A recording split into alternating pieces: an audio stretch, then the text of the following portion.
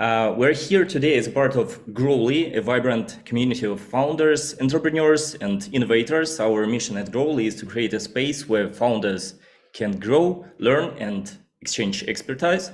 We believe that collaboration and shared knowledge are the keys to true growth. We're committed to providing you with practical, actionable information. That's why we'll compile a guide after every presentation and share it with you. This way you can immediately implement these insights and strategies you've learned. And today we have an exciting lineup of speakers who will share their expertise on 4 amazing B2C and B2B marketing topics in the Web3 space. So make sure to stay with us till the end. Let's dive in. Our first guest is Andryunin, CEO of Gotbit Hedge Fund. He will discuss navigating the token listing journey, prepare your Web3 project for success. Alex? Thank you, Nick, and so happy to be here, and thank you for this opportunity. So we start now, right? Yeah, sure. Yeah, Can you provide a brief background on Gotbit Hedge Fund and its journey so far? Yeah, sure. So what is Gotbit Hedge Fund? We are one of the largest market makers in the Web3 in terms of assets under management. Right now, we manage $1.3 billion. Pure crypto, started 2017, and our main focus and our main philosophy is to help Web3 founders get funding and change the world. Yeah, so I'm starting right now, yeah, with my presentation. So today, guys, we will speak about TGE and everything before and why it's very important. For newcomers here, what is TGE? TGE is token generation event. To be precise, it's the moment when the token of the new project is listed or will be listed on a centralized or decentralized exchange first time. And our plan for today, for my presentation and our communication with you is to discuss what is pre-TGE, what is the main points to focus during the pre-TGE period, what typical mistakes usually Web3 founders are doing during the pre-TGE, and also what makes some projects to win during the TGE and what makes other projects to lose. So firstly, let's go a little bit back and figure out the journey of Web3 startup. I want to say that TGE and everything about it, it's only acceptable for projects with token, so token-based. So now we are talking only about token-based utility projects in crypto. And usually the journey for such projects start from some idea, then core team development, then of course some MVP, then maybe small round of friends, family, fools, and early supporters, early adopters. Some other venture funds are joining. Also, of course, community start growing because all Web3 projects are based on the communities. And then TGE is coming. And the last one is the goal to make like 100 something X on the token price after successful listing on good centralized and decentralized exchanges. And as a Gotbit from 2017, I think we launched around 300 projects at the TGE and doing market making and supporting and providing liquidity after TGE, and understand really deep what makes some projects to win, what makes others to lose, and how project and founders and C-level team can build huge pre-TGE strategy and how it can gain more access during the project token listing and attract more investors to the secondary markets, and at the end of the day, how to become like successful Web3 project launch on centralized and decentralized exchanges. Just a second. Yeah, so usually pre-TGE period, it's 2-3 months before project's token will be listed on exchanges, and it's really like 24/7 hard work, and the founders team and the C-level, they should be focused on community, on marketing, on business development, on funding, opening strategy, also need to get listed on good exchanges. Also, it's very important to build narrative around the token. And today with you, we will go through the real cases and our hedge fund experience of each stages of this pre-TG, and share some tips, some knowledge about that. So here is the focus. What should be team of the project focused on? And I wanted to highlight three main things.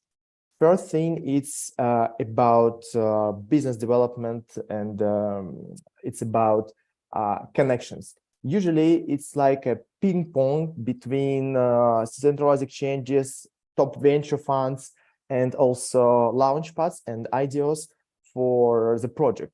So it looks like that. If you are the founder, or you maybe already know it, or you will like face it in the future, you go to some centralized exchange like KuCoin, like OKX, like Bybit, top level, and start negotiation about listing there, initial listing. And they say, oh, okay, guys, you're an amazing project, good traction, huge community, but please tell us which launchpads. Launchpad is ideal platform like DAO Maker and others already signed for your project. You say, oh, we don't have now, maybe we will sign them in the future. And then exchange is telling you that, no, let's hold on, let's wait till you will be signed with top launchpads. Then you go to launchpads like DAO Maker, like Pools, like Engine Starter, CDFI, and others, and start negotiating with them. And they ask you, oh, what kind of exchange you signed already? And it's like a ping pong or like chicken egg problem for most of like 90% of projects are preparing for TG. And now I want to share with you how to solve this problem and how you really easy mechanic how to solve it. The mechanic consists of two parts. First part is about like to build the stairs step by step of exchanges to get listed. You should not go to KuCoin or Binance like from the scratch. Start from smaller exchange, like get approved by MXC or like lower tier exchange like BitGet, something like that. It's very easy to get approval. You should not pay them listing fee. You should just get like a soft commitment of the listings there. Then when you get this, when you receive this soft commitment, make a step forward, go to like bigger exchange like Gate.io or Bybit and work with them. And you come to them with already pre-approved commitment from lower exchanges, lower tier exchanges. And also second secret here is advisory board. Because we're talking now about token-based projects, you have a lot of token supply you can allocate for advisors. And advisors should not be just the guys who have experience in your project area in Web3. So like advisors should be the guys who can open your doors. And second secret here is to sign real good advisors who can call exchanges C-level, who can come to Bybit meeting or to KuCoin meeting with you, and KuCoin or Bybit listing team should know them, and they will negotiate it here and say, yeah, this project, your project is huge, you already signed with lower tier exchange, you have good community and also strong advisory board, and then bigger and bigger level, higher and higher level exchanges will sign with you. We used this strategy for a lot of projects and it worked out really pretty well. And then only after you sign top exchanges, you should go to launchpads. Usually founders, they are making mistake. They firstly go to launchpad and then go into exchanges because like it's logical. Because of course, firstly you need to sign like public round, IDO, and then listings. But from our experience, the most successful projects, they firstly sign exchanges. And the best case, of course, is when exchange invested in your project like a venture arm. And only after that, they go to launchpad to secure real top launchpads for their projects. Second chapter and second point to focus for the project during the pre-TG period, it's a narrative. The narrative is like the answer for three main questions. Who will buy your token after it will be listed on centralized exchanges. So not from the round, not from the public round or private round, from the real market, from the opening. Why they will buy, and who will explain to community, to traders, why they should buy. It's very important, because as a project or as a founders or as a level team, you should not, and probably in some countries it's also illegal, to shield your project to community from your own account or from your project account. So that's why it's very important to build the strategy and the narrative. When I'm talking about the narrative, I mean like explanation why people should join, should buy a token. And when it's the explanation, it should be like real reasonable thing why your token will grow higher and higher after the opening, and what will be like the main demand drivers to your market. I can share 2 tips here we use all the time. Tip number 1 is comparing your project to your competitor with a larger, like 10x plus larger market cap. For instance, if you are building metaverse, metaverse project, one of the main competitors is a sandbox, and your initial market cap at the opening after the TG will be like $10 million or like $20 million, but sandbox market cap is 1 billion. So it means that you have upside up to 100x or 50x to compare your project with sandbox. Of course, it doesn't mean that your project should make market cap same as sandbox just because you make this, just because you are comparing them. But it's a good reason to explain to people, to traders on the centralized exchanges, why they should buy now before real demand and a real adoption of your project will come to the market.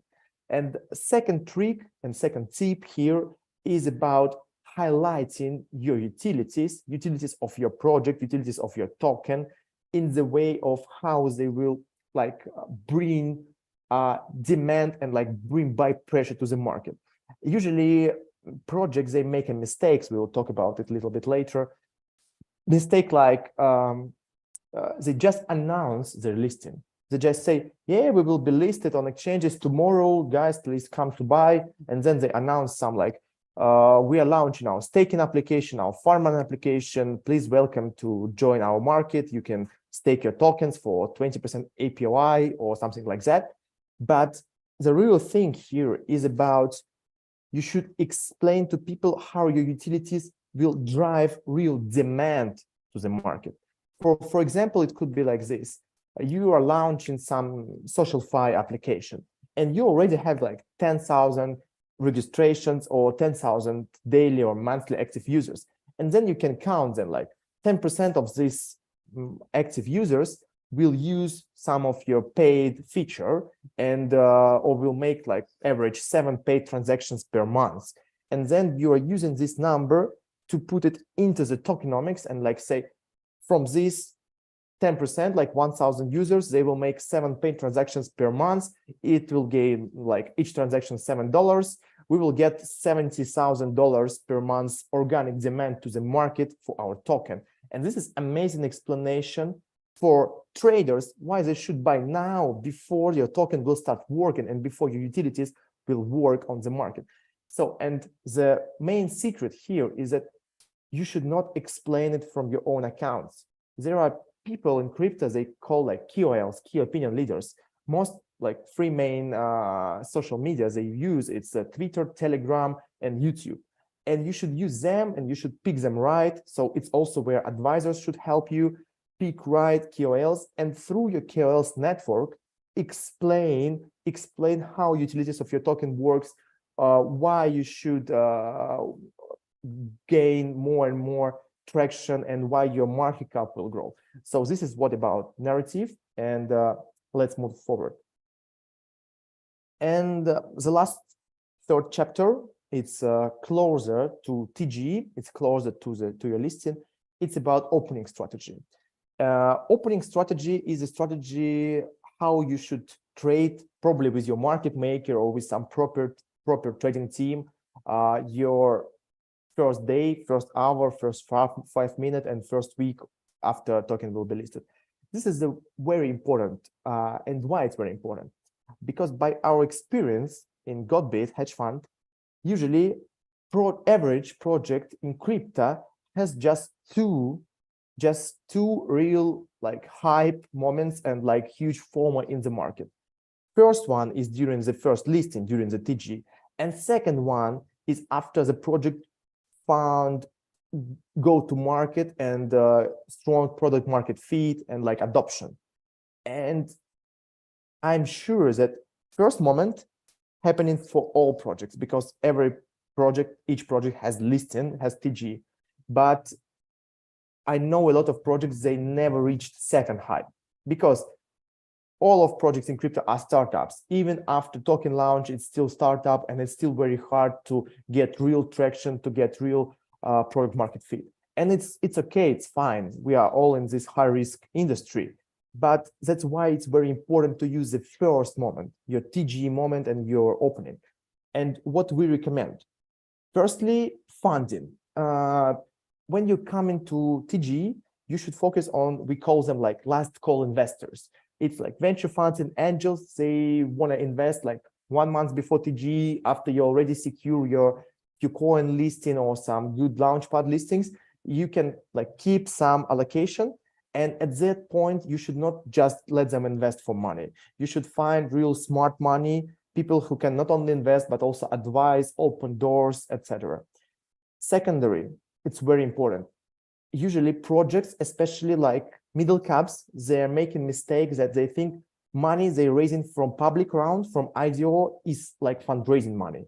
But the truth is that 99% of launchpads of IDO platforms, they have refundable policy. And refundable policy, it's about supporting price at same on the market as a public listing, like a public round price. And usually all money project gained during the public round, they spend just to put support at the public round price after the opening. So money from public round, it's not your money, it's money to support your market. And also public round, it's not about fundraising, it's more about marketing. That's why it's better to get just DAO Maker or DAO Maker plus CDFI or CDFI plus Polka Starter, and not getting like 10 different no names launchpads. So launchpad, it's more about marketing, and launchpad, it's about attract traders to your market after it will be listed. And also very big mistake is for the projects which are not allocating some % of supply for market makers. You should keep it in your mind when you are developing your tokenomics, because market maker needs some supply to manage your market. And during discussion opening strategy, I will explain why. So opening strategy, it's a strategy about first 5-10 minutes and then first 24 hours after listing of your token. And here we need to discuss claim window. And here, guys, it's real inside information. Not a lot of people in crypto can share it. So usually when your token maybe you invested during the public round on some launchpad is going to listing, there is like a claim window. What is claim window? Claim window is a time between token will be listed on exchange and people on launchpads can claim it. And usually this claim window is between 5 minutes to 10 minutes. And also there are some period during the community will send tokens to exchange, confirmations in blockchain, exchange will put it to the balances on accounts. So usually by our experience, it's from 5 to 15 minutes when the first paper hands who want to sell their tokens immediately after project will be listed, will be ready with tokens on exchange. And these first 5 to 15 minutes are the most important part, what projects should focus during the opening, because this is period when all investors are locked. Everyone is locked, public round is locked, no one get tokens, and project can work only with buyers. And real successful projects, winners, are the projects who can get a lot of buy pressure during this claim window and get good traction on the project, like 5x, 10x, 15x price during these 5-10 minutes, and also use it by pressure to gain some money, to sell some tokens into the market, and then put it to the support at the lower level. This is very important. And for instance, in our hedge fund, we're using quantitative research strategy to predict levels where a project price could go, and not only price management, but also liquidity. So at what levels, how much buy and sell liquidity we will have in the market. And this is one of the main secrets. So claim window and how to use claim window, it's very important for founders and of course for market makers they are working with. And also now, it was a secret, by the way. So, and also now we have still 2 minutes, so I'm going a little bit faster about mistakes. So top mistakes for projects during the pre-TG and TG moment. First mistake is loaning market makers from TG. So loaning market maker is like a GSR or Wintermute. It's market makers who get some % of your supply, like for call option from your side. But loaning market maker strategy is to dump tokens into the market at any price and then buy them back after the huge correction. So usually we never recommend projects to get loaning market makers first 3 months after TG, because this is the most like sweet part of the period of the project, because all investors are locked and there is only market maker in the market. And when you sign it with loaning market maker, you as a founder or C-level have no control of your token market making strategy. This is the main problem here. Second mistake is anti-snipe protection. So sniper attack is the attack when you get listed not on centralized exchange, but on decentralized exchange like Uniswap, PancakeSwap. And there are some guys called snipers who can really steal like 100K, 2, 3, 500K from your liquidity after you provided liquidity into the liquidity pool.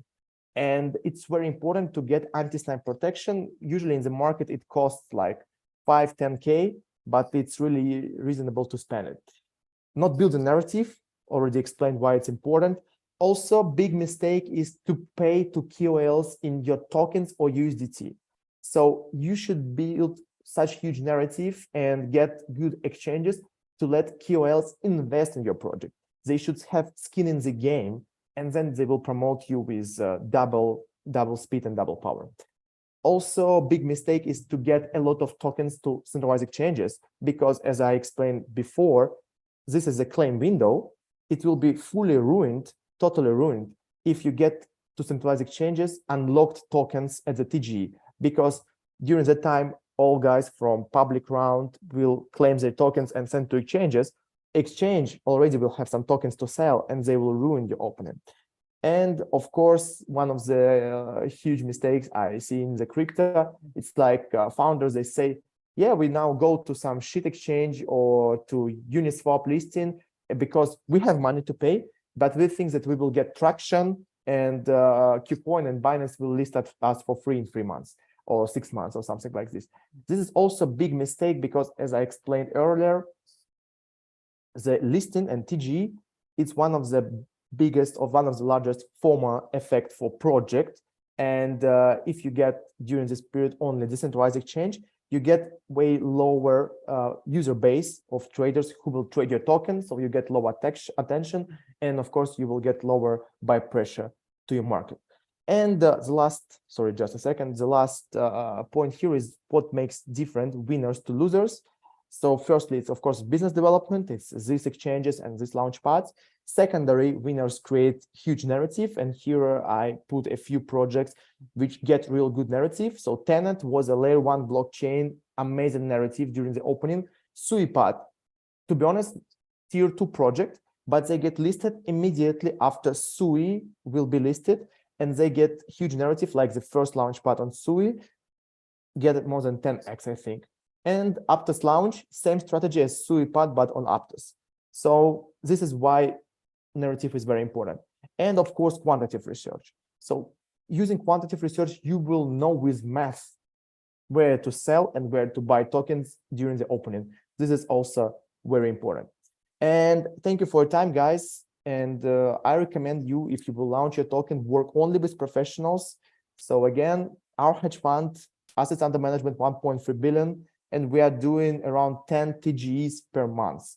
So huge experience and expertise on top of our fingers. And thank you for this opportunity, Nick, to tell about our experience. Yeah, thank you so much, Alex, for that super insightful presentation. We're all now better prepared to navigate the token listing journey, and your practical advice, hacks, and secrets will no doubt guide many of our members towards success. And here is a question coming from one of our attendees. Sultan is interested in understanding more about the claim period. Alex, he asks, how do you create qualitative prediction models during the claim period? Could you shed some light on this? Yeah, sure. So it's about quantitative research. What we are doing consists of three parts. First part, it's about find similar projects with a similar setup for the opening. Setup is market phase, exchanges, and launch pads. So like we try to find similar setup of other projects which were launched like last 3 months. And also by our hedge fund, we have a lot of launches, so we can find real similar projects and check what's happening with them by 1 minute time frame chart. Secondary, what we are doing is tokenomics, of course. So we are trying to make analysis around the tokenomics and understand who will sell, who are paper hands, who will hold probably, and it's also important. And also important is how large percent of public round will be unlocked. So for example, if it's like 25% of public round unlocked on TG, it means that it's unreasonable for people to sell lower than 4x, because people want to cover, investors want to cover their money they invested, so they can cover it only higher than 4x. So it's also important. And the last thing about the claim window, it's less about analysis, more about action. So when we're doing the opening, we do a lot of on-chain analysis. So we check in all wallets of exchanges, centralized exchanges, to understand money flow in. And also we are checking volumes during the opening on 1 second chart to understand how market is reacting to this token right now. Got it. Thank you. There are no more questions right now, so thank you again for sharing insights. Thank you so much. Yeah, appreciate, Alex, for your valuable contributions. Now, let's keep the momentum going. I'm sure everyone is eager for more nuggets of wisdom to help grow their enterprises. So this is why we're thrilled to introduce our next speaker. Our next guest is another industry expert who's going to share his unique experience and insights. I'm pleased to introduce Alexey Sukharev, the Chief Business Development Officer at Metalamp. He's going to talk about maximizing ROI from Web3 events, life hacks for income generation. We encourage everyone to stay engaged, listen closely, and take notes, ask questions, as Alexey has wealth of knowledge to share. So without further ado, over to you, Alexey. Thanks for the intro, Nick. Hi there. Glad to see so many people here. By the way, do you hear me and see me well? Please let me know using the comment section in YouTube, using chat. So just a few comments will be enough, I guess. Hear you. Yeah. Okay. Cool. Yeah. So we've got today pretty tough time frames. So I think I'm gonna speak very fast, but hopefully it will be interesting and useful for you. So today we're talking more and more about decentralization. In many ways, it erases the borders. So we all constantly communicate with other people from Web3 space, from different countries of the world. We speak the same language with them, and we feel that we belong to this ever-growing blockchain tribe. But no matter how our online business develops with online colleagues and partners available from everywhere in the world, anyway, according to our human nature, there is no more effective way to establish a business connection than a live offline meeting, because it's our human chemistry, it's our human nature. That's why, despite the presence of really great online events, such as, for example, this one, right? We still don't forget to periodically go to offline conferences, to attend Web3 offline events, to meet people, learn a lot from new things, and of course, to sell. I think that people who go on business trips for a conference in another country just to listen to others, just to get some new knowledges, they are no more than 5%. The remaining 95% are the people who go to sell. someone goes to sell an idea in search of partners and investors, right? Some others, they go to sell services of their company and search for the customer. Some others, they sell their personal competences as an applicant or consultant, for example. And some are selling the image of success and progressiveness of their company. But anyway, it's your show that you are selling on. So how exactly, in what role, being a speaker or just standing with a booth or having maybe 15 or even 20 meetings per day with other guests of the conference, these are already the details, but the essence is the same. You do sell. So despite all the digitalization, decentralization, and it would seem a complete shift to online, we still strive for some kind of meeting centralization. So we go to offline events, and we want to have as many effective personal meetings as possible. And for this, we go for international Web3 offline events as well. By the way, we please, the second slide, please. By the way, we checked some marketing researches, and we found out that according to Markletic research, 57% of all respondents, they prefer offline. May I please ask the organizers to switch to second slide, please? Yeah, thank you. So there are really some researches, some marketing researches made, and we see that 57% of respondents prefer offline events. Of course, taking into account the fact that the entire cycle of work with a specific event actually takes 8 or even 10 times more on average than the physical 2 or 3 days of the conference itself. We incur large energy and time costs. So each of us professionals knows how much our time is worth, right? And how important it is to pay back, to recoup, especially when we put so much effort into something, for example, into visiting Web3 event. Plus, no one has yet canceled such boring and unpleasant things as visas, buying tickets, hotel reservations, and some additional expenses, in addition to the main expense item, the cost of your time. So the next slide, please. So today we'll talk a bit about how to increase the chance that your next business trip will not only bring you pleasure, but also pay for itself by providing increased ROI and revenue from each new connection. And of course, after my speech, I'll be happy to answer all your questions. So I guess there will be no rocket science here in my speech. I will just share with you something that I used myself and what helped me achieve $1 million revenue per year in the field of custom blockchain development. So I'm sure that many of you here have pretty extensive experience in business and sales, right? So and that's why what I will share is by no means instructions, not advice for sure. These are just only things from my experience in which I hope you're going to find something useful. You can onboard if you wish. Yeah, so let me briefly introduce myself. And by the way, while I'm talking about myself, please just write briefly in comment section in the chat, write how many conferences have you attended, and did you attend the conferences? How many of them was there within a year, let's say? Just curious and very interesting. So just a few words about myself. I'm Alexey Sukharev. I'm CBDO of blockchain development studio Metalamp.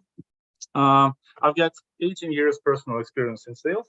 The funny thing is that I'm 36 years old, so I can say I can say directly that half of my life I've been doing some sales. So it was some sales experience in B2B businesses, and then I had my own consulting business and a few startups where I was a founder and co-founder. So being in Web3 space, since June last year, I attended a few international conferences and events in Istanbul, in Paris, in Amsterdam, in Berlin, in Lisbon. So and I'm going to talk about my experience from there. By the way, you got to know me a bit, and I'll be glad to get to know you too. So while I'm giving you many words here, please give me a few words in comment section. It would be highly appreciated, because it's really interesting for me to know the audience and to get a bit closer to you guys. So talking about the events that I attended, those were events of absolutely different formats. But it seems that I managed to identify some common patterns and some common stuff, and found the way to make those completely different trips effective. Yeah, by the way, we can switch to another slide. I'm gonna show you some funny thing as an example how to make your business trip effective. Just a second. Okay. So that's on this slide, you can see, if you see some experience of my, here you can see some of my experience of from my business trip to Paris. It was pretty funny situation when I was attending the conference, the Ethereum week in Paris last year. I was just absolutely tired and exhausted walking in the center of Paris along the Seine, and I came close to Notre Dame de Paris square, and I saw the street musician playing the guitar, and I just suddenly started singing along, and we had some chat and a bit talk, and he asked if I play guitar and sing. So I said yeah, and he asked me to sing some songs. And I was singing my son's favorite song from Ozzy Osbourne. It's called Dreamer. And suddenly I saw the people putting some points in the head of this guy. So that's how you can recoup. You can cover part of your expenses while being on a business trip, I guess. So okay, so getting back to our talk, I think. Enough introduction words. Let's go a bit deeper in the topic. So we can switch to the next slide. And first of all, let's talk briefly about the common mistakes that I've seen. I wanted to share it with you guys. Common mistakes in terms of preparation and action during the conferences. So the first is lack of preparation, because some of the people, they think, I'm an experienced attender of events, I'm doing that for many years, I'll do everything at the venue. But you know, to be honest, on my personal experience, I can say that at least 80% effectiveness goes away with such approach, because of course the preparation is very important, and we'll talk a bit about this a bit later. Long and boring scripts, for example, when you try to have the interest from the first touch, from the audience, from other attendees, and you are writing huge messages to them, you know that of course we understand that nobody's going to read the huge and overselling messages. And random encounters with how do you do approach. For example, when you come to the conference, the most effective way to have a meeting is to have a scheduled meeting, right? Not just random. And starting to sell and to brag at first meeting, usually it doesn't lead to success, because the venue, the conference is not the place where the contract is signed, is not the place where you get funded. So those times they are back in 2021, right? But not now for sure. And long meetings exhausting the person, and of course not solidifying a contact with a selfie and chat, or when you talk to person, for example, you've got too many contacts, and the contact might just get lost. So, and making lazy and weak follow-ups, of course, as you know, I see sometimes that BDMs, they are not very active after the as they say, after the show, right? So they prepare, for example, they are active at the event itself, but for example, if they don't use active follow-ups after, so all the work can be done in vain. As you know, as Jack Nicholson said in famous movie called Departed, you gotta take everything yourself. So nobody's gonna write you, nobody's gonna call you after. So that's the thing. If you sell, that means automatically that you are doing this thing and you are making the follow-ups. And yeah, we can go to the next slide, I guess. So I'm not going to talk more on conference attendance formats. I think many of you have seen different ones. So the thing is that event attendance formats, they may differ depending on the purpose, on your style, on the scale of the event itself. And I think it would be pretty stupid from my side to say that one format can be something better than another. Of course not, because we are too different, right? But in any case, what we are going to talk about here, it should be relevant for any of those formats, because each of them involves what? The world involves personal meetings. So you can go to conference as a guest. You can go to conference as exhibitor with your own booth. As a speaker, as a sponsor, for example, you can focus on side events, which usually take place around the main venue. And you can choose tactics. I sit on the couch at the hotel lobby and without going to the main venue, and everybody comes to the couch and talks to me.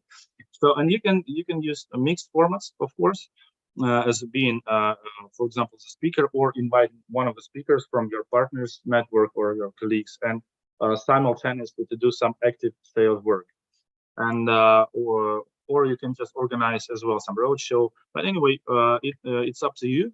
I think that the things that we will be discussing, they are relevant for all of those cases. For me personally, I prefer guest and a speaker plus meetings formats, because I would say that it's pretty understandable and common to me. So it's pretty close to me, to my experience. Okay, so we can jump to the next slide. So actually, there are three main vectors. First of all is preparation. Secondly, of course, it's action when you are in already, when you are attending the event itself. And thirdly, follow-ups after. So now we're going to talk a bit about preparation. So some people say that the proper preparation is already 50% of success of your business trip. Well, to be honest, I don't think it's true, because each stage, preparation, action, follow-ups, is equally important as the other stages. So I guess that it's not about 50%, but it's rather about 33% of success for sure. But still, the preparation is crucial, obviously. So what are the most important things to me to remember in terms of preparation? First of all, I understand that I need to get properly prepared, and the step number one is to learn as much information as possible, to study all the resources about this event, to read and to talk with the organizers team, to understand the audience, to listen and to hear, to see the comments of the guests of previous years' conferences. And of one more thing I would like to share to you, as I've seen, because I've been to different conferences, and there's one pattern that I saw. That if the conference has internal application, like internal app for networking for every guest, where you can tag some people, filter out those people by using tags, or you can get in touch with them. You can even schedule up the meetings, and you can book them in the calendar in this app. I would say that it's much more efficient than when, for example, the organizers doesn't do anything like that, and they only have big crazy chat with hundreds or even thousands of members, and you never know where's the like sudden scam and where's the real guest of the event, the real visitor. You never know, because, for example, the access is free.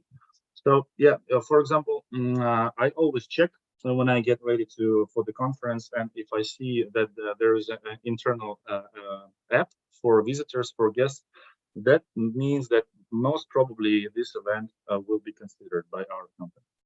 And also, you should also, I think, take into consideration, at least I do, in terms of side events, because around the main venue there are so many interesting events, but we'll talk a bit later about that.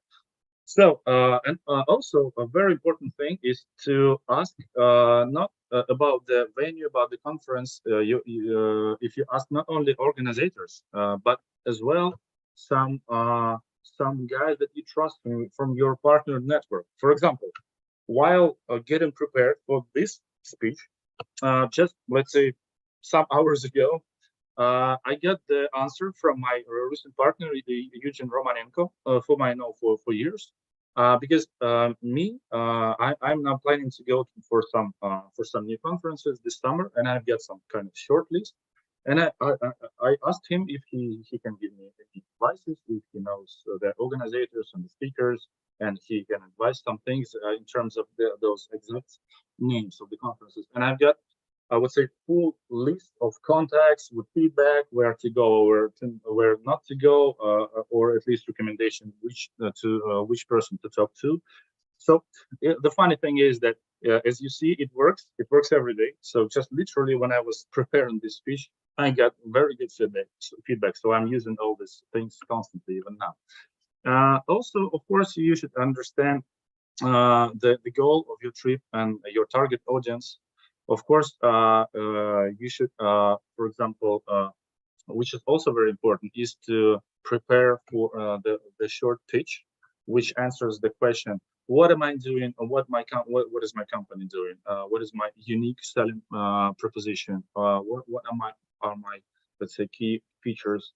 How can my company help to those who I'm gonna meet? So, but it should be very brief. Of course, we do understand that it shouldn't be so long. And also, must-have thing in terms of preparation is assistant. So I truly believe that it really helps a lot. I cannot even imagine the good proper preparation without assistant. So, for example, you can have assistant. It might be your colleague, it might be your partner, it might be your outsourcing assistant, for example. But the presence of assistant when you go to a business trip is must-have feature. We will talk about more on that a bit later. Also, of course, when we prepare the scripts, the text should be very short, but the thing is that you should filter out the people who might be the most interesting for you, who do look like your target auditory. And after that, after the first script standing, you're gonna do some follow-ups, and just confirming the meetings and building up the schedule. And also, which is also very important thing, as you may see here, I'm now wearing the T-shirt of rock band Kiss. I'm gonna say from my experience that this thing, I was wearing this thing on maybe 3 or 4 conferences, and few contracts that the company had after. It was partly because of this T-shirt, because when you are the sole guy in the whole venue who is wearing something unusual, the people they become a bit more open. They become a bit more open, and they become a bit more smiley. For example, one of my partners with whom I communicate and sharing some leads and knowledges and information, we have very good contact. He's a Brazilian guy. I met him in Istanbul. Do you know how we met him? I went to some side event in the evening, and I was wearing exactly this T-shirt.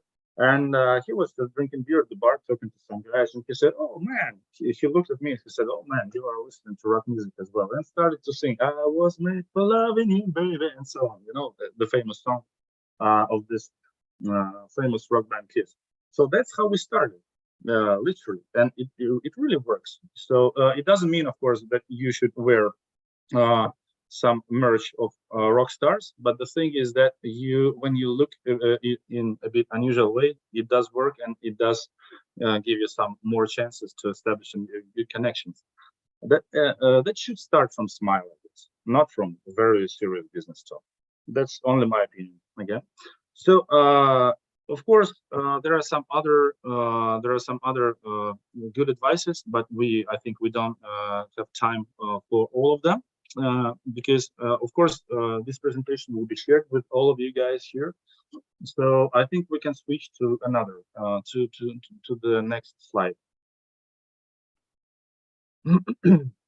Yeah. So well, I guess talking about the action when you are already in, when you already have come to the venue, to the conference, I think this is just that's how pure hell looks in the eyes of introverts. because it's absolutely, sometimes that means absolutely crazy, very tough schedule. And here I'm going to talk a bit. I'm going to give you some points from my experience on how what things might lead myself for effectiveness during the trip. So after each encounter, so at the preparation stage, we already talked that we've got a schedule of meetings, and that's the best things. So usually, for example, when I go to conference, I have from 10 to 20 meetings per day during official part, and there's also a networking part. We're gonna talk a bit later about. So after each encounter, I constantly make selfie, and of course, I establish the contact in, for example, Telegram with the person I met, and I'm sending my this selfie, and I'm sending my name and the name of the company, the link for the company. So, and also, do you remember we talked about the assistant? So straight after the meeting, because I have only like maybe a few meetings before I meet the new person, and after that the new person, and etc. So I have just a few minutes break, and all I can do is send this selfie and create audio message for my assistant, talking the most important points about the guy whom I met just 5 minutes ago. So I'm just giving the audio information, sending the selfie, and my assistant is putting this information into the table. And as you understand, by the end of the conference, I will have the table with many contacts, with photos, with information taken from my audio messages, and something like that. So, and of course, besides official part of the events, there are some random meetings sometimes, and it could work. It could work, but I would say that it's a kind of separate the whole separate topic. So if any of you needs any support, any advice from my side in terms of random meetings, how to act effectively to turn them into some contracts and some revenue, please let me know. You've got my contacts on first and second slide of this presentation. Please feel free to answer. I'm going to be happy to assist. So also what I wouldn't do is just I don't sell. You know, when I meet the person for the first time, I don't sell. I respect the time of interlocutor, of the guy whom I'm talking with. And usually I'm saying it's your show today. It's not my show.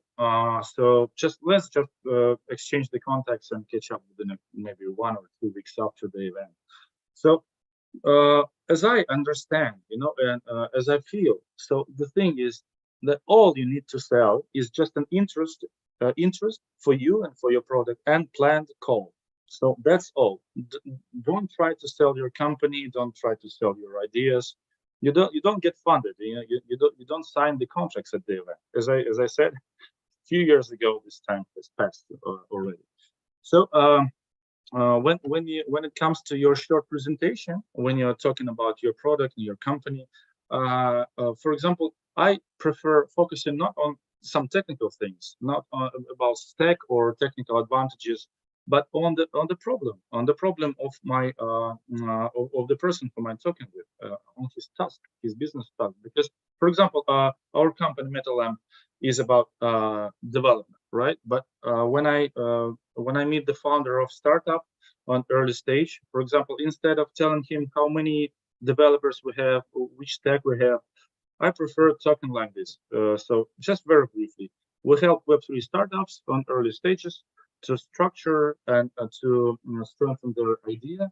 We help them create a technical description for building an MVP, and very fast checking the business hypothesis by creating an MVP to understand the further steps. So that's all. I won't sell anything to him. I won't talk more about that. And I would prefer to maybe to have a walk with him to see some Parisian streets and beautiful places of Lisbon, for example, rather than to talk about business there. But after, in 1 or 2 weeks, when I have a call with him, of course, I'm going to be glad to get him get him deeper on how we can help.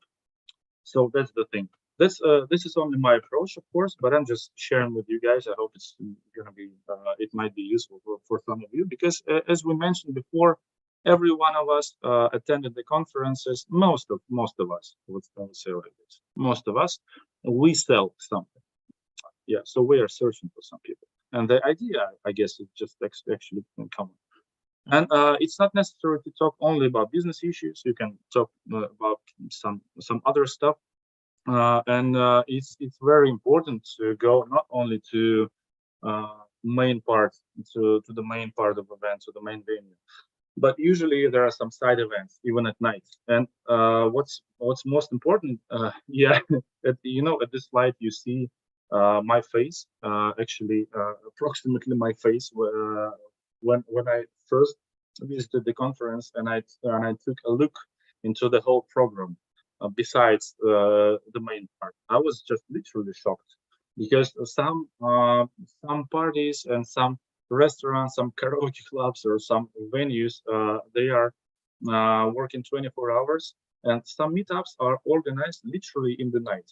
So I'm pretty sure that some of you have got this experience, and you should be ready for that, because I would say that at least 50% of the effective contacts you are not making with the wear and tie and looking very formal at the formal part of the event. But you may be just you may gather some good connections, so drinking beer at the bar, for example. Why not? It works as well. So be ready for that, guys. And yeah, I think I should hurry up a bit. By the way, if you are interested in having the list of top Web3 international events of this year, I'm actually now looking at this list, getting prepared for my summer trips. So I would be happy to share. Just let me know. Again, you've got my contact. You've got the QR on the first and last slide. So please let me know. Okay. So we can switch to the next slide, I guess. So when you understand that the party is over, as they say, so after the event, it's really needed. For example, if you had this crazy schedule of which I'm talking now, let's say 15-20 meetings per day and night events and so on. Of course, you definitely need at least 1, 2, or 3 days just to recover after that. But it would be cool if you recover not alone, but with establish some kind of group of people who you met recently, maybe yesterday, maybe a few days ago, and you just propose them to have a good walk on sightseeing and stuff like that. And yeah, also, of course, making follow-ups is also very important. But you should understand the time. For example, when the conference is over, I never send follow-ups in a few days. Minimum 1 week should pass. Minimum 1 week, and maximum 2 weeks. So it should be somewhere in between 1 week and 2 weeks. That's when it works the most in the most effective way, I guess. Again, I'm just sharing my experience. Maybe some of you guys might say something different, but I saw that after 2 weeks, it's not that warm already. But before 1 week, the person would not be ready, because he's got his own funnel of contacts, and he should dedicate some time for that as well. So yeah, well, I think I will not be describing each of those lines. So you can use this presentation. You can look through it, and as I said before, you always can count on my help. I'm going to ask you to switch on the next slide, and I think I'm going to finish up within a few minutes. So let me just give you a few words about my company very briefly. The company is called Metalamp, and we are an international company. We've been operating as a service company for 9 years. We've got more than 60 employees, and 40 of them are developers. We help not startups, Web3 startups, but we help for the existing traditional things that are going Web3 for the first time, We're helping with Tron, with BET, with blockchain development for businesses on different stages. So I've got very brief and very clear proposal for all attendees here. So thank you very much once again for listening to me here.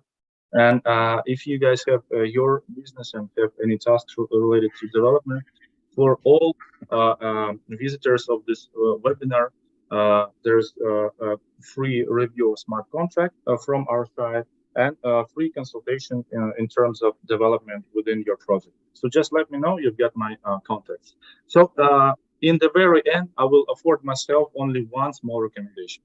When you meet people and communicate with them at events, be maximum sincere and natural. So after all, by default, we all in Web3 space, we have a desire for transparency and simplicity, right?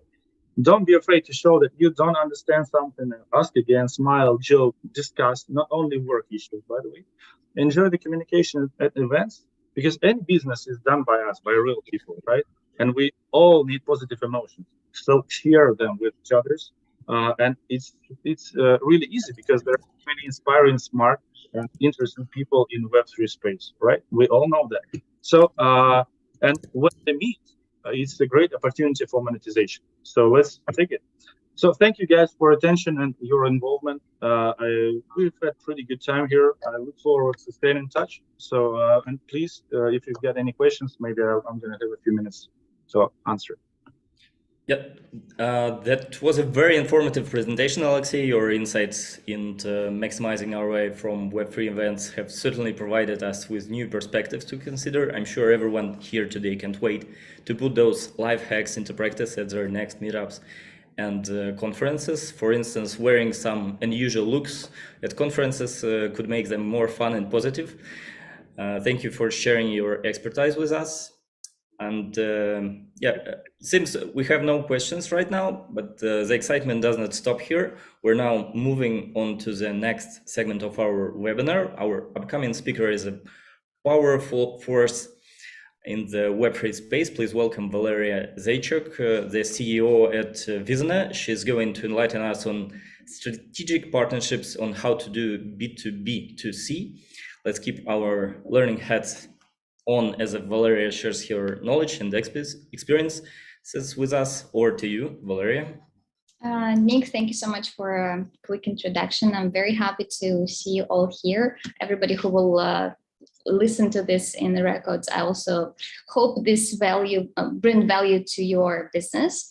I'm Valeriya Zaychuk. I have a public fear of speaking, so if I make any mistakes, please forgive me. I really a practitioner. I do love to do my business development all my life behind the scene, and be upfront and talking about it is a new experience, but I truly enjoy going into new things, since business development is all about growing, developing yourself and your business through it. So today we're going to talk about, here we go, 1 second. Today we're going to talk about my favorite topic, which is B2B2C. Anybody is aware what does B2B stands for? Please share your knowledge. I know B2B, B2C, business to business, business to consumers. B2B2C is actually business to consumers. This is an amazing concept that I truly enjoy, because strategic partnerships, I believe, bring so much value than when you just do sales, doing B2B or B2C in different industries. So I didn't do my proper introduction, am I? But anyway, so let's jump into the presentation itself. I'm just a little bit freaked out talking to all of you. Anyway, I actually global business developer for the last 15 years, and I changed 6 different industries. I spent 7 years doing blockchain technology, helping building startups, unicorns, and growing them across the globe. And I genuinely believe business developers, they're not made to sell, but they're made to add value and create long-term relationships. And for that matter, strategic partnerships is like my second nature. I truly admire when both companies come together, add value to each other, to their customers, and actually, have a win-win models to do business together. And that's what B2B2C is all about. Obviously, if any of you have already have this model in your business, please comment below. I'm really curious, like who's already aware and who's already heavily using that methods by connecting with another partners to access bigger, larger audience or share your customers. So both your partner clients and your own clients can benefit from your collaborations. If you use that in your business, please send the comments below. I'm really curious to know who is already using that method. Usually the key benefits of B2B2C is expanding the market outreach. Obviously, when I grow businesses globally, is the best way to find a local, big, reputable partner who can obviously introduce you to a new market that you are not aware of, can also share with you their customer database, so you're not starting from scratch. You also can increase your revenue and sales by just having that support on the new market with your strategic partner, right? So most of the time, businesses come together because they understand they can collaborate and increase their revenue from both sides. They also can share the brand identity. Sometimes, for example, brands works with, you're all aware of it, with QILs, right? Like leaders of the markets. Some celebrities collaborate with brands. Why? Because they can just bring to each other additional value. So the audience from the celebrity, doesn't matter if it's in business or in fashion or whatever, and the brand can gain amazing value and obviously revenue streams for bringing them together. So building trust is also a fantastic benefit, especially if you're new in the market. For example, right now I'm in Dubai. Everybody come here to settle business here. Everybody looking for local partners who have a reputation and who are trusted here. So if you're partnering with someone who's already established in this market, everybody who is within that MENA region will trust you and to do business with you. This is amazing benefit that you can gain. Again, businesses come together to reduce costs. There are so many collaborations. We're going to talk about many examples later on, how the business is actually efficiently cutting costs by adding value to each other. Exactly what I mentioned is having access to the new segments of your potential clients or clients in new markets or in new countries or in new regions. By having that strategic partnerships with another business, you will have the access to their data, because every single business collect the data about their own clients, which is also, you have that benefit just by partnering with another business. Fast growth, that's also very famous for Web3 collaborations. We're going to talk about it later on. When businesses are coming together, like for example, big brands meeting in metaverse and they have access to 1 million users within literally a day or a week. And this is something that you will probably never achieve on your own without that opportunities. And again, add innovative solutions. We all in Web 3.0. So obviously, I think there is a big movement right now, which you definitely should join when Web 2.0, classical and industrial, or like big fashion brands or whatever, engaging with the Web 3.0 solutions, infrastructure, just to create something completely new way of doing business, disrupting the whole thing. And it's amazing opportunities within that B2B2C frame. So I believe B2B2C in partnerships is literally by partnering with another business. Literally you open with one door, you open 1,000 doors for yourself, because every single one of us as a business have, our own network, our own partners, our own clients. And by literally bringing everything on table on that partnership, you have access to that multiple doors in front of you. So I'm gonna give you some framework because everybody requested that. How can I move myself? Let me do it. 1 second.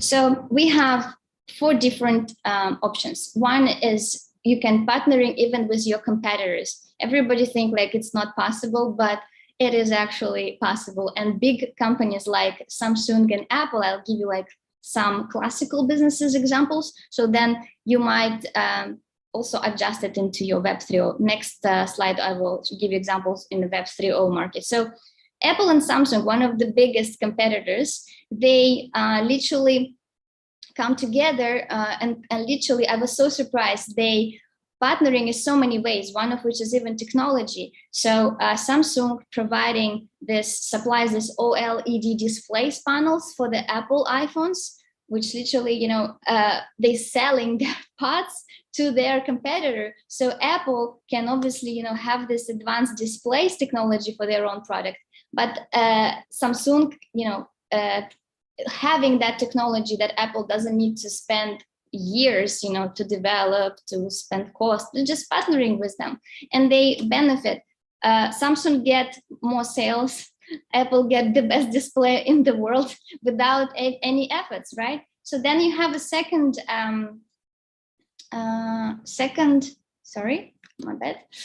option is when you have different customers, but the same value proposition. For example, Nestle and Starbucks, they both have coffees, but Netflix is a multinational food and beverage company, right?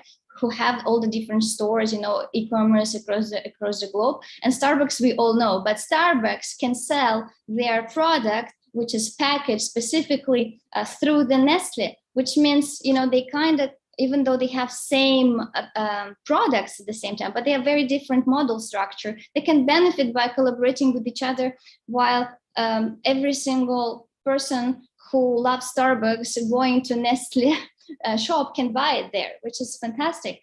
Uber and Spotify, again, very fantastic example where everybody use Uber, everybody use Spotify, but then two companies which are completely different. They have different customers, different value proposition, but they come together and collaborate on B2B2C level, where Uber application, you know, give a chance to have a Spotify in it. So everybody who use Uber can, you know, enjoy the Spotify while driving. And again, everybody who use Spotify gonna use Uber. So again, they're exchanging their clients. It's adding value to both businesses to make more sales of their products. Fantastic opportunity.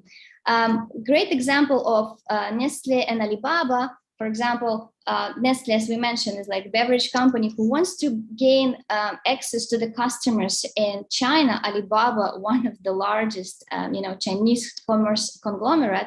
So by partnering with Alibaba, literally you have access to all that audience that Alibaba hold, you know, to sell your product and services, which is again, different customers, different value propositions, but still you benefit from that partnerships because it adds value for both.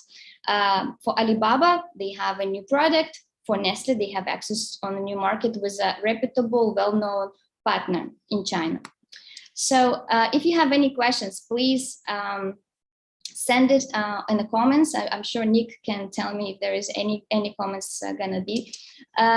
So basically B2B2C in partnerships is all about collaboration, compatibility, complementary each other, you know, and co-creation of a new product and solutions on the market. So here is a few samples on Web 3.0, where Consensus, for example, everybody knows a blockchain software company, and JP Morgan is like one of the largest global financial institutions. They created partnerships focusing on enterprise-focused blockchain platform. So JP Morgan comes with all their network, you know, in financial industry, and Consensus bring together their expertise in blockchain, and they linked it together and created completely new solution where, you know, everybody who trusts JP Morgan will be open to try that product. And because Consensus is also quite large in the blockchain space, but still the credibility that JP Morgan brings together to Consensus opens door for all those financial network try the Consensus blockchain, right? So the same is, for example, Ethereum and UNICEF. I didn't even know that when I prepared this presentation. I was quite surprised that this amazing amazing example when Ethereum blockchain, everybody knows it, right? Partnering with UNICEF, which is United Nations Children's Fund, and they launched UNICEF Crypto Fund. So everything which donated to UNICEF Crypto Fund is actually, hold, distribute this all cryptocurrency donations, and it's very transparent and based on an Ethereum blockchain, which is amazing new solutions that are creating like as we speak. There's quite a few others, but you get the point. Let's go to how actually do the strategic partnerships. My own way, I strongly believe that you can make sales more efficient through strategic partnerships rather than sales itself. Why? Because strategic partnerships is all about, as I said, adding value to your partner. You don't need to sell. You don't need to prove that, buy from me, I am the best, all this marketing, which I don't really believe. It's very straightforward. You have to understand your goals. Like, for example, if you think about, I need a strategic partner because, as I said, with all the benefits that we discussed before, you can reach new markets very confidently. You can, increase your sales, you can grow fast, all other things that we discussed before, add innovative solutions, like we just discussed about the Samsung and Apple. You don't need to create everything on your own. You can partnering with somebody who's already have all what you need. So you have to start thinking, what are your goals? I mean, how strategic partnerships can actually help you? What is your agenda for the next, 6 months, 1 year? And then you say, okay, we want to enter new markets. We want to increase our market share. Or usually we all as businesses want to increase sales. We want to increase revenues, and strategic partnerships is a fantastic solution for that. We want to improve efficiency or reduce cost, or we want to gain credibility. So, big brands and big institutional investors, can come in and on board. How we can get that? We can partnering with somebody who they trust, so they can trust us as well, right? So gain innovative tech. All of that is a goals that businesses should have before they decided they need a strategic partner. So step number 1, you should definitely define your goals. Step number 2, you have to create an avatar of your strategic partner. You need to understand why do you need them? What do they actually need to have to add value to your business? And at the same time, you need to understand what value you can bring to them. So that's all about logical thinking of compatibility, how to create this win-win models. It's not about sales, it's about adding value. It's about working together to add something to another so you can win and they can win. Otherwise, strategic partnerships doesn't work. So you define your strategic partner. They will help you to enter a new market or a new industry, or you need a new customer segment, or you need a brand recognition. Why so many businesses partnering with QOLs? Why do they bring all these, amazing advisors on board? Because they need reputation, they need the credibility, they need to have trust that comes from that partnership, right? From the board of directors that you have, from the advisor that you have, for all the big brands that you are partnering with, who you're working with. So, for example, all Web 2.0 market, all the classical businesses that we all know, they all want to go to Web 3.0, but they are really, really struggling to understand how to get there. So for Web 3.0 right now is an amazing opportunity to build that bridges, to come up with an ideas, how can you bring that innovative technology, disruptive, transparent solutions to their existing businesses. So then you can, as I said, co-create, collaborate and co-create something amazingly beautiful for both parties. So when you define your strategic partners, just think through why do you need them and why do they need you? This is very, very important. This is step number 2. Step number 3 is where to find your ideal partners. Everybody's like, going to these conferences and events, and Alex was pretty much straightforward how to make sure that, you've been seen and you make an first impression. I would also confirm completely that never sell on the first meeting. Strategic partnerships is nothing about to sell.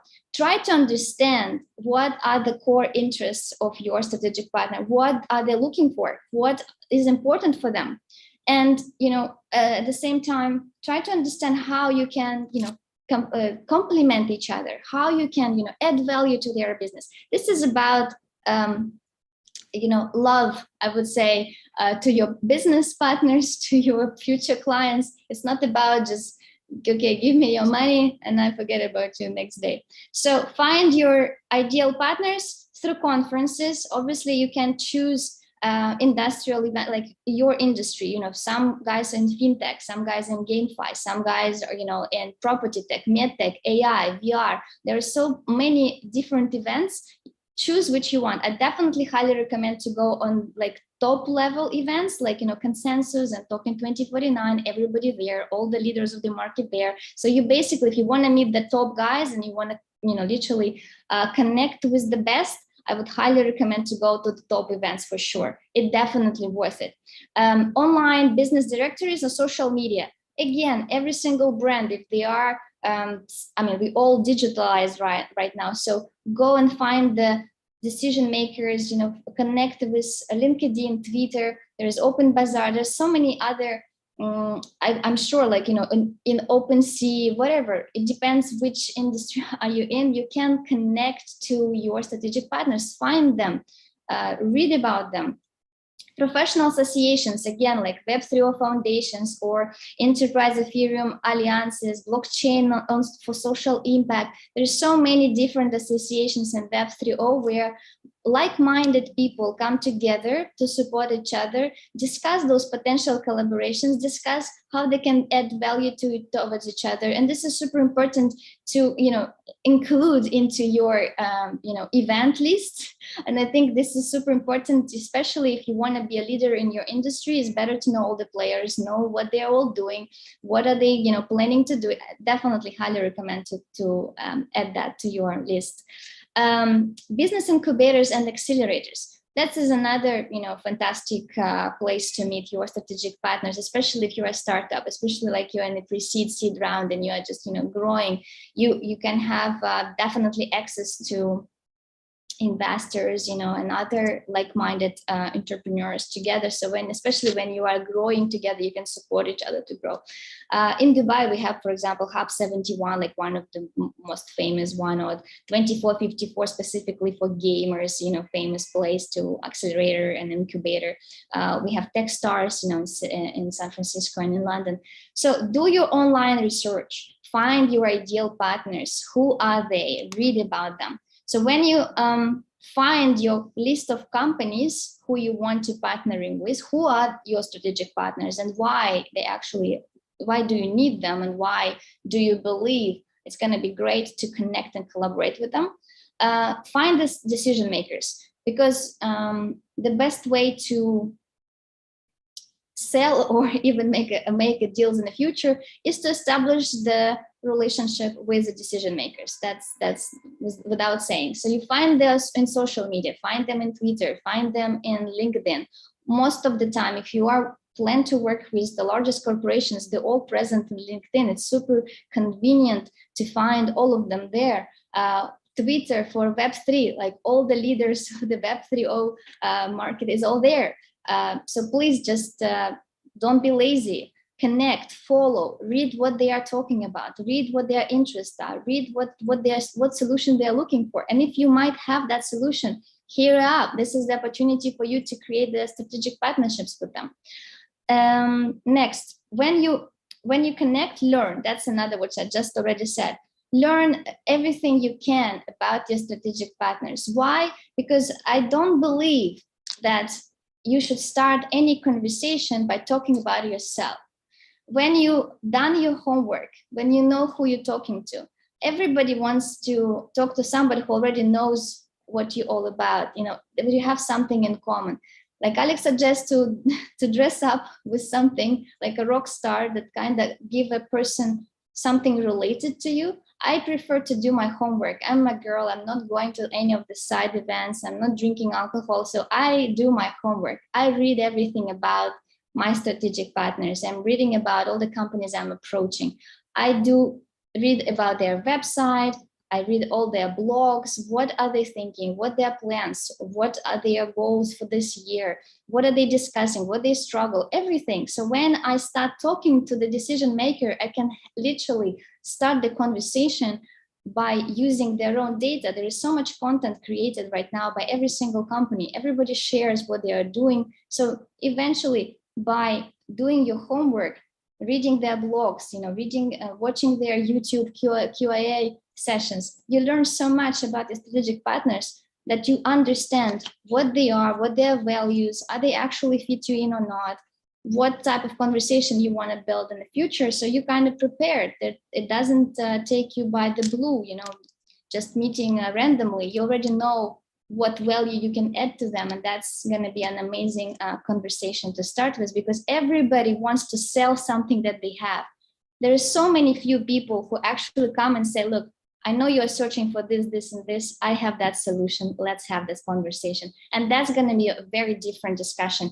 I'm sure about that. So create an offer with a value proposition. So as I just mentioned, when you learn everything you could about your potential strategic partners, that's actually a data, your analysis that you need to create that value proposition, something that they definitely will be willing to discuss with you. And it comes from your homework. So when you know what value you can add to the business, knowing that what you have and what they need are matched together, or maybe you can literally come up with an idea that if you come together, you can co-create something better for both of you. This is another beautiful conversation to have. Match their interests, as I said. Create this compatibility that add value to both businesses. I love win-win models. I love to bring them on board. So help each other to fix issues. It's another beautiful offer. Create opportunities for each other, support each other, work together, and definitely make sure that it works. I know I have to hurry up. So build the relationship, close deals, and enjoy the benefits out of strategic partnerships. So I give you a few examples, and I'm gonna speed up 5 more minutes and I finish. So for example, my clients, STEMI, they are an amazing guys. They are startups from Silicon Valley. They have this gamification plugin marketing solution, which is fantastic for Web 2.0, Web 3.0. I'm partnering them, for example, with Swissborg. Swissborg is like one of the leader on European decentralized wealth management platform. So they have this avatar, talking to potential clients of the Swissborg, creating that, momentum of converting, updating, onboarding clients of Swissborg, and onboarding and converting the clients of Swissborg to increase sales, which add value to the Swissborg, right? So the solution that STEMI created is actually adding value and increase conversion rates for Swissborg, and Swissborg, benefit from that service. Amazing, they link together and enjoy the partnerships.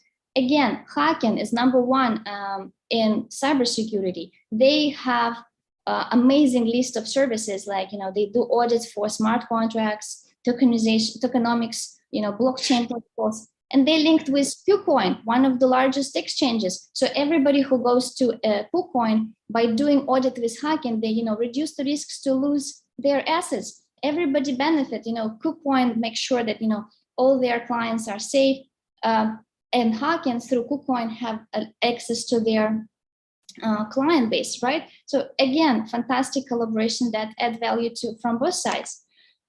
I would also mention that, I don't know if you follow or not, but in the last couple of years, we saw so many amazing collaborations of fashion brands, with GameFi, Metaverse, like literally creating that, sharing that client base from big fashion brands and, games, creating that, for example, Ralph Lauren and Fortnite creating that fashion collection, that gamers access through the virtual game. Gucci created that Gucci Town, where they sell the digital goods, another way of bringing amazing large network of the fashion fans to games. And again, gamers have access to the fashion world, which is completely crazy, but it's beautiful.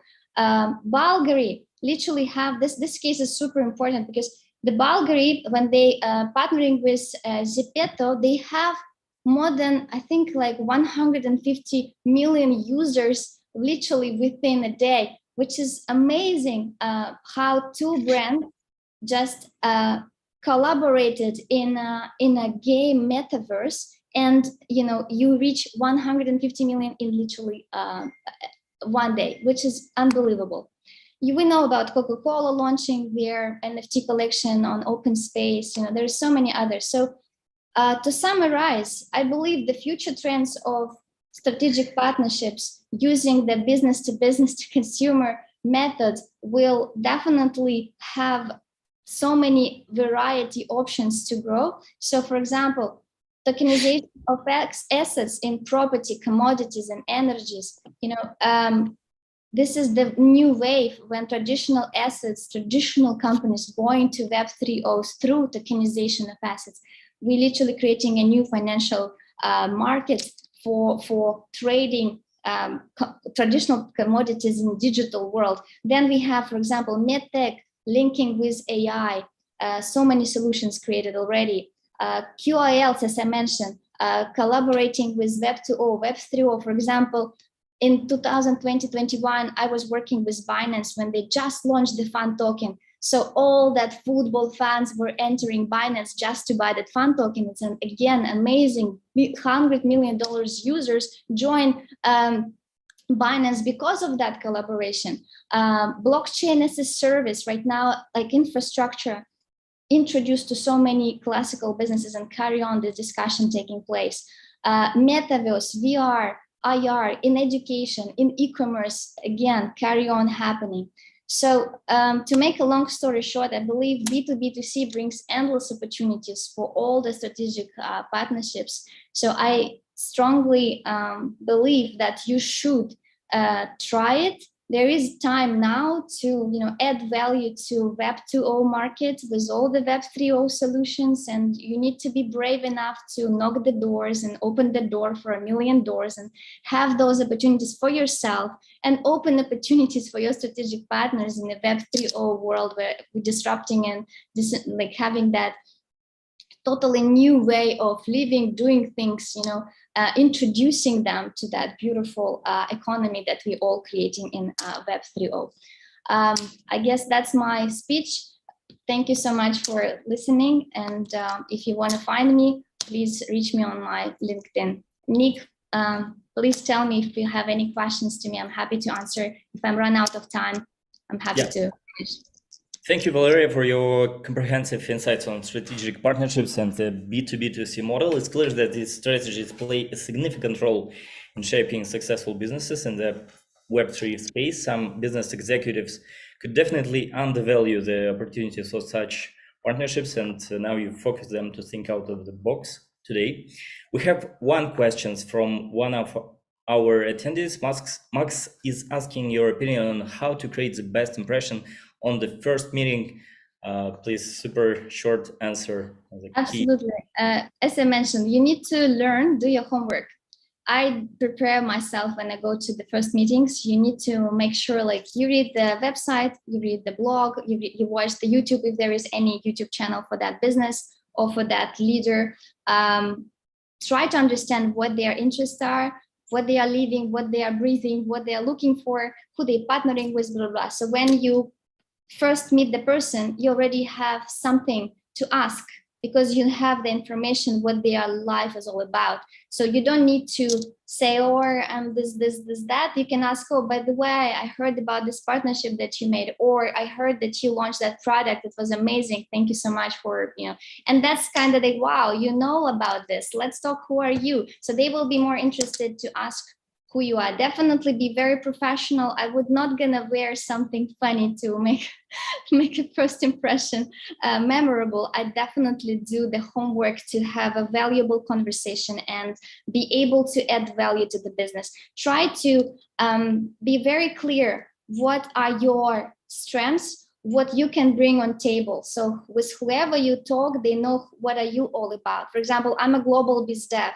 I have my agency. I have 100 service providers in 5 different continents, and I have 250 VCs in 5 continents. And I building the platform, now it's agency, where I link businesses with service providers. I build them very fast, very efficient. And I do business to, and introduce businesses with VCs. So we do fundraising so they can, grow and expand globally. So that's it. And this is something that associated with me, and I can sell it to anybody in a very put it the elevator pitch way. So have your elevator pitch, be professional, and definitely learn about the person who you're talking to, especially if you're trying to reach the top leaders in the world. You need to be prepared to know exactly what they do. Don't be stupid and don't ask silly questions. Thank you. Thank you, Valeriya. So yeah, focus on the contacts. Now let's move to our final speaker for today's webinar. I'm pleased to introduce Samuel Huber, the CEO at LandVault. Samuel will be discussing a fascinating topic: how to sell Web3 to Web2 companies during a bear market. And we're looking forward to absorbing Samuel's insights and applying them to our own entrepreneurial journey. So without further ado, over to you, Samuel. Could you provide some insight into LandVault's journey and its key achievements? Yeah, thanks a lot, Nick. Great to be here. So we had an interesting journey at LandVault because we came from the Web2 world and eventually pivoted into a Web3 company, which I think gives us some interesting perspective on how to sell to Web2, which is obviously where most users still today are and most of the money is. So I started the company in 2018, initially as a gaming company. We initially provided monetization services for games, mainly a new way for games to advertise. If you've played mobile games, that traditional ads on mobile are pretty terrible. They take over the whole screen. They create this terrible experience. So we had this idea of creating a concept of product placement, where if you have a game, a 3D environment, you can basically sell areas of the game to advertisers, like billboards around the stadium, for example, or maybe the top of the building in a game like GTA that can be branded. They already are branded in the game with fake ads, and you could brand them with real ads, live real-time ads. So that company took off pretty quickly. We raised about $35 million in 2 rounds in 2 or 3 years, built a team of about 100 people. And at the peak, we were working with hundreds of advertisers, a lot of Fortune 500 companies, from MasterCard to the likes of Uber, National Geographic, Coca-Cola, McDonald's, traditional brands that are trying to advertise to reach their audience, and that felt that doing that in a new way in gaming would be able to target a new audience that are obviously playing games. And eventually, about a year and a half ago, we saw a bigger opportunity in the metaverse, basically, because we saw that the technology that we had, which enabled monetization of 3D worlds, instead of just being targeted to games, could actually be the fabric, the infrastructure for monetizing the metaverse, which we consider as the 3D internet. To us, the metaverse is a mainstream version of gaming. It's basically gaming technologies applied to non-gaming use cases. So we felt that this was an expansion. We rebranded into LandVault. We acquired a company in the process to acquire some metaverse skills to build in various platforms. And from there, we expanded our product portfolio. And today we basically have different pillars, from creation, a tool to quickly build metaverse experiences, a bit like WordPress, but for the metaverse. So you don't need to use Unity or Unreal. You can just drag and drop items. And this is also assisted by AI to build quicker. Then we have a tool to tokenize the content, to bring it on chain, to basically make it Web3.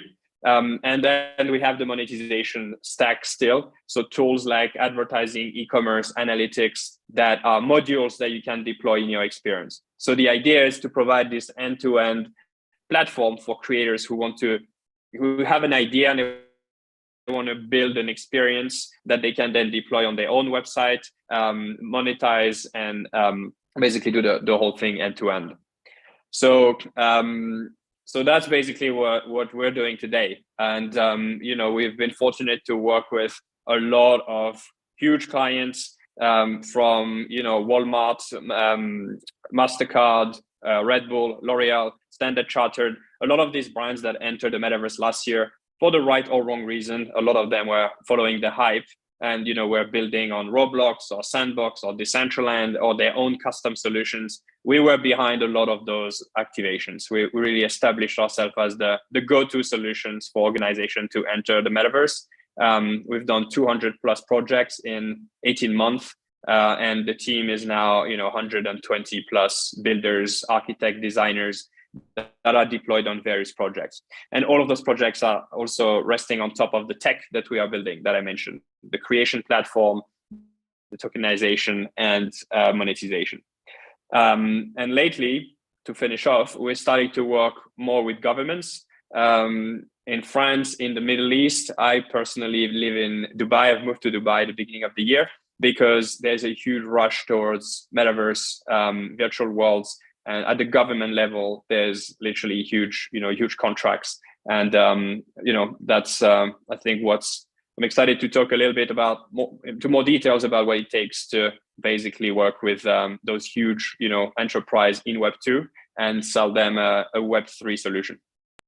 Yeah, super interesting. So how has Landvolt managed to secure contracts with large Fortune 500 companies and even governments? What insights did you learn from these experiences? Yeah, so the main insight is quite simple. It's actually to not sell Web3. Web3, obviously, we're confident that this is the future of the internet, a way to decentralize and create a new economy for creators and so on.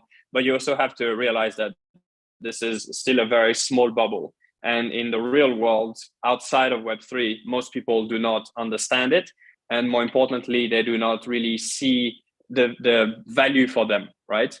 And sales 101, whatever you sell, it's not really about the product. It's about how does this product benefit the person who wants to buy it at the end of the day. That's really what you should sell. It's not about selling a phone with the features. It's selling how this phone will be able to improve your life, the fact that you can connect with your friends, the fact that you'll be able to take amazing pictures. That's value add is what you're really selling when you're in sales. And so it's the same with Web3. Selling Web3 is a technology. The technology should be transparent in our view. We've seen a lot of that happening already with, a lot of NFT project now selling digital collectible as opposed to NFT, because NFT is a technology. It's not a value proposition in itself. So for us, we've basically positioned ourselves as a company that helps brands and governments enter the 3D internet or the metaverse, but really focusing on what it means for them. And really at the end of the day, for whether you're a government or brand, what those guys are looking for, it's basically growing their business or their a specific KPI that they're looking at. So for governments, a lot of times it's about tourism, it's about promoting the country. So you can measure very simple KPIs like number of views or people signing up to something, people buying something. And with the business is the same. Most businesses at the end of the day are looking at increasing sales. So you have to speak their language, and you can still use Web3 components as a way to get to that level faster. And that becomes your unique advantage. So it's more about really showing, how can what we have built, how can our technology help you reach your goal, without talking about Web3 specifically, because things like tokenization, for example, it's not something that resonates with government official. But if you explain that, basically using tokenization, you'll be able to make sure that the IP of the virtual world that you're building will be assigned to you, and it would create a database where everyone can actually check that. So you can ensure that everyone knows who this asset belongs to, and therefore they can protect their customers this way. That's a tangible value proposition for a government or for a property developer, for example. this is basically what our tokenization protocol does. But the way I explained it was explaining it with words that make sense for them, that are actually solving a need for that customer. So, and that's a general sales lesson, but it's specifically true for Web3, where you have a lot of technical people that are, talking about very technical things. They might not think is technical, but when they try to bridge the gap with Web2, which is where most people live and most of the money is right now, you have to bring it back to fundamentals, business fundamentals. What are these people trying to solve? And most likely, 99.9% of the time, what your customers are trying to solve has nothing to do with Web3. It's a problem that they have. You can use Web3 to solve that, but it's almost irrelevant to them how you are doing it. What they want to know is how they will eventually improve their life or grow their business using the technology. So that's really the way that we've done it. We don't really talk about anything Web3, but we're trying to solve customer problems. And this is how we've been able to capture a large part of the Fortune 500 and now attacking a few governments in the region. Excellent. To summarize, don't sell features like Web3 technologies or NFTs, sell benefits for brands and opportunities to grow other businesses and their KPIs, sell boosters for their goals, speak their language, talk simple things, not Web3, and tech things. Thank you. It's really important for tech companies and Web3 brands. So could you share key strategies for selling Web3 to Web2 brands, especially during a bear market, that our community members can apply? Yeah, so I think it's connected to what I was saying before. So the first thing, and again, this can apply to every sales, right? It's not specifically Web3, but it's really understanding, the problem that you're solving, the problem that your customers have. So what are they exactly trying to solve? So in our case, using our example, generally brands are not saying like, oh, we're just desperate to have a metaverse presence. That's not a problem. This is maybe something that they have a mandate to do that. Last year, there were a lot of market pressure to be one of the first in the metaverse. But now that this hype is gone, a lot of that pressure is gone. So we try to go a little bit deeper and ask, why do you need that? And asking why a few times can really help you get down to the real reason. So generally, it comes down to, we're trying to promote our brand or promote our country to the rest of the world. It really comes down to that. It's a marketing exercise that you can solve through a 3D world, because a 3D world gives you, an immersive experience, and it enables you to create things that people will remember that are just a lot more impactful than a video or an image.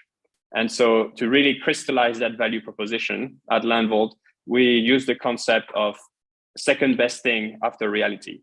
So, we work with Dubai government, for example, and obviously the best thing you can do to promote Dubai is to go to Dubai. But if you can't go there, which is the case for most people, right? Most people live outside of Dubai. What is the second best thing to discover the country? Right now, it's a video. Well, we propose a solution that would be better than a video, obviously not as good as the real world, but it would be second best to the real world. And so this is something that they can really relate with, because they understand that right now, the best way for them to promote the country to the rest of the world would be to produce videos, but we can do better than that. And this is why they need to work with LandVault. This is why they need the metaverse. And this is why eventually we will deploy our protocol, which will tokenize the content. But this is all secondary, right? What we're really solving here is a need that they have to promote the country, to be relevant, to be seen as this very forward-thinking, organization. So that's the main thing. It's really understanding the need of the customer, and then see how you can apply your solution in simple words that they understand, and really keep the technology in the background. This is really, your work. It's not really something that the clients need to know about, or at least it shouldn't be how you lead the conversation. Excellent. And what's your opinion about the next bull market? So how to sell Web3 to Web2 companies during the bull market, which we hopefully will see next year or two? Well, during bull market, it's the motivations are different. We've seen that, last year and the year before in the metaverse. The motivations of customers during a bull market are generally driven by other things. Hype is one of them. Fear of missing out is another one. So, we saw a lot of our clients, and I say this, quite openly, that a lot of the clients we had last year, if we were pitching them the same thing today, they would not buy it, right? So a lot of the reasons why people bought what we were selling last year was because of the bull market, 100%. And we have adapted to that, and we've now really tailored the solution to create real utility. But we have clients last year that literally were coming to us on the Monday because on the Friday they had a press release coming out and the CEO was talking about how they were entering the metaverse, but they had done no work and they wanted to do something in 1 week, which obviously is just impossible. So you can see how the thinking of the clients in the bull market is almost backwards. It's how are we going to announce it? How is it going to make us look like in front of the rest of the market? And then let's think about utility. Let's see what we can cram to actually make it work. Whereas right now, there's no time pressure for most clients, right? They see the metaverse as this next phase of the internet, but that will pan out over 5 or 10 years. So it's really about learnings. It's about making their first steps. It's not really about rushing to do something at all costs. So the project that we have this year are a lot longer, a lot more thought out, a lot more strategic, as opposed to just jumping on the bandwagon. So the motivations are very different. So I would say, obviously as a business in the bull market, you're still trying to maximize your revenue. So you can really play that fear of missing out factor. You can, reinforce that vision, right? That brands have to get started so you can book more business. But you should still deliver solutions that create long-term utility so that when the bull market is over, your clients are not canceling your subscription, or they can still work with you. So this is what we've done. We have a lot of repeat, customers that have kept building, not in the same way. We've seen platforms like Sandbox, Decentraland that lost some steam. So now we're building, standalone activations that can be deployed on their own website. But at least, the client, the brand was trusting our judgment and our solution. And so when even when the bull market was not on anymore, we were able to kind of upsell them to towards something else. So it's important to maintain that integrity even in bull markets, when it can be easy to just grab money at all costs. And when the bull market is over, this is where you really need to start thinking about the utility that you're creating for your client. Thank you. Great way to conclude our webinar. Samuel, thank you for your insightful discussion on how to sell Web3 to Web2 companies. Your strategies and experiences undoubtedly gave us a different perspective and more nuanced and understanding of the dynamics at play. I'm confident that we've all gained invaluable knowledge today that can apply in our own ventures. A huge thank you to Samuel Huber and all our speakers today. Your expertise has greatly enriched our learning experience. Thank you. Thanks to all attendees for your active participation and questions in today's webinar. It's been a great session filled with insightful discussions and valuable learnings. We hope you find it as enriching and informative as we did. We'll be sharing all the materials and guides from today's presentations soon, so stay tuned for that. These resources will help you revisit the topics we covered today and implement the strategies discussed. Once again, thank you for being a part of this webinar. We look forward to seeing you at our next event. Until then, keep growing and innovating. Goodbye.